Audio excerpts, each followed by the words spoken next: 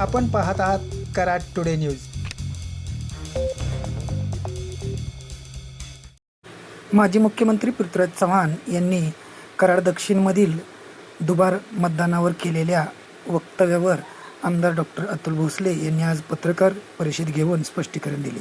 माजी मुख्यमंत्री पृथ्वीराज चव्हाण साहेबांनी काल काही आरोप केले, त्या आरोपाचं स्पष्टीकरण करण्यासाठी आपण आज पत्रकार परिषद आयोजित केली। मी सगळी आकडेवारी ही पत्रकार बांधवांच्या समोर मांडलेली आहे। मुळात कराड दक्षिण विधानसभा मतदारसंघामध्ये SIRचं काम चालू व्हायच्या आधी म्हणजे 10 जून 2026 ला एकूण मतदारांची संख्या ही 3,03,202 इतकी होती।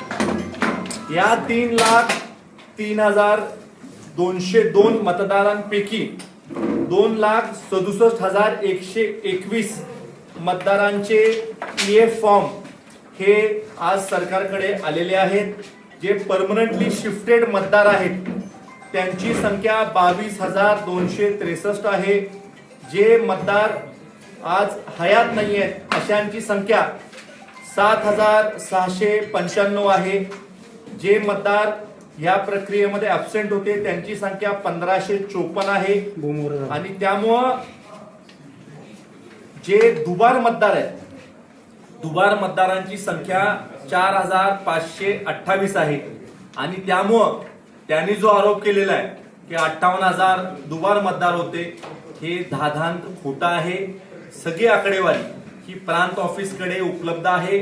माझी आपल्याला सगळ्यांना विनंती आहे की प्रेसचे प्रतिनिधी म्हणून आपण सगळी माहिती प्रांत ऑफिसकडून घ्यावी।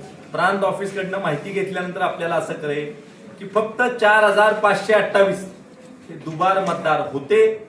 SIR मध्ये मतदान व्यवस्थित करण्यासाठीची जी प्रक्रिया झाली किंवा मतदान जे दुबार होतं ते कमी करण्यासाठी किंवा इतर मतदान कमी करण्यासाठी जी प्रक्रिया झाली ती पार पडलेली आहे। आणि त्यामुळं हे जे मतदार आले होते मतदान प्रक्रियेमध्ये हे मतदान आता कमी झालेलं आहे। पण हे जे खोटे आरोप होतात आहे की 58,000 होते, 46,000 होते, काय वेगवेगळे आकडे देतात, हे चुकीचं आहे। आणि त्यामुळं माझी आपल्याला दुसरं एक आपल्याला सांगणं आहे की देशामध्ये मतदान वाढीचं प्रमाण हे साधारणतः 8% आहे। आणि आपल्या मतदारसंघामध्ये 2009 ते 14 हे 9% जास्तनी मतदान वाढलं। 23,000 मतदान वाढलं। त्यानंतर 14 ते 19 याच्यामध्ये साधारण 5% आसपास मतदान वाढलं, 13,000 मतदान वाढलं। आणि 19 ते 24 25,000 मतदान वाढलं, हे 8.92% आहे साधारणतः। आणि त्यामुळं मतदान वाढीची जी जो रेट आहे देशाचा त्याला अनुसरूनच आपल्या मतदारसंघामध्ये सुद्धा मतदान वाढलेलं आहे। आणि त्यामुळं निवडणुकीमध्ये निवडून येता आलं नाही म्हणून उगाच मतदान प्रक्रियेवर आक्षेप त्यांनी घेणं हे योग्य नाही, त्यांना हे शोभत नाही।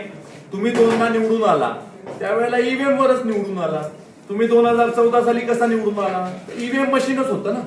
मग त्यावेळेस EVM मशीन हॅक झालं नाही का? मग 2019 ला निवडून आला त्यावेळेस EVM मशीन हॅक झालं नाही का? म्हणजे ज्यावेळेस पराभव झाला त्यावेळेला EVM मशीन हॅक झालं, त्यावेळेला बोगस मतदार आले। म्हणजे जनतेने जो कौल दिलाय तो कौल तुम्हाला अजून मान्य करता आलेला नाही। मान्य करा, तुमचा पराभव झालेला आहे, लोकांनी तुम्हाला नाकारलेला आहे, ते मान्य करत नाही तोपर्यंत अशा प्रकारचं वक्तव्य त्यांच्याकडनं होत आहे। अमितभाई शहा साहेब हे देशाचे चांगल्या प्रकारची कामगिरी अमितभाई शहा साहेबांनी केलेली आहे। 370 कलम हटवण्याचं महत्वपूर्ण काम या देशामध्ये ज्या कणखर नेत्याने केलं त्याच्यापैकी अमितभाई शहा साहेब एक आहेत। आमचे आदरणीय पंतप्रधान मोदीजी आणि अमितभाई शहा साहेब यांनी अत्यंत चांगलं काम देशामध्ये केलेलं आहे। आणि अशा ज्येष्ठ नेत्यांविषयी यांनी अशी काही टीका टिप्पणी करणं ही योग्य नव्हतं। त्यामुळे अशा पद्धतीच्या टीका टिप्पणीचा मी निषेध करतो।